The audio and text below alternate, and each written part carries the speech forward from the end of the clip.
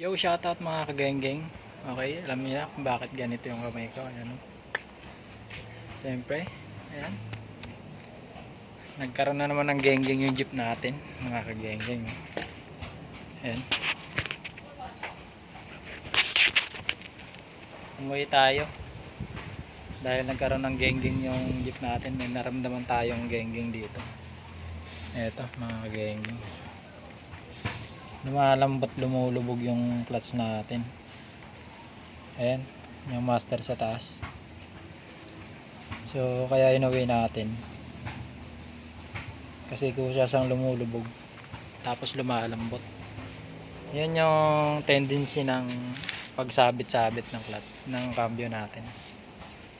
Kaya ginawa natin ang mga ganyan, tinanggal na natin. Ayan, tinanggal na natin siya. Ayan, tinanggal natin. Ito yung push rod, tinanggal ko na yung tornilyo. Ito tinanggal ko lang mga gengging kasi para bukas yung master, yun yung dadali na lang natin sa auto supply kay Boss Kambal. Shoutout sa'yo, boss. So ito tatanggalin natin mga gengging. Ito. So meron tayo na ito kasi dito natin isasahod yung fluid.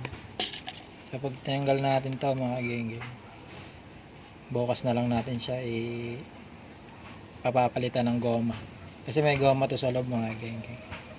Ito yung master sa taas, tapos kasi sarado na ngayon yung auto supply kasi half day lang ngayon yun, kaya tatanggalin muna natin. Okay, so hanggang dito na lang mga gengging. Siyempre bukas na ulit, lagi yung tatandaan, geng geng.